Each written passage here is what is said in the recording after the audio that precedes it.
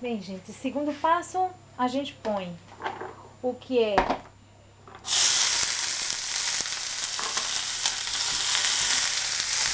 a verdura para pochar, tá?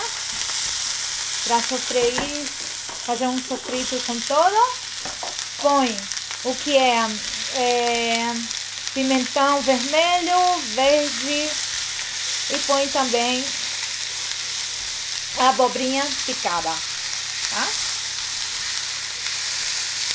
E tem que ficar aqui fritando por 5 minutos, mais ou menos.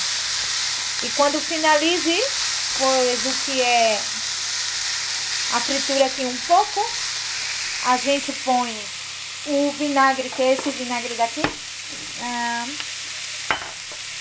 E o azeite foi esse, um azeite de oliva.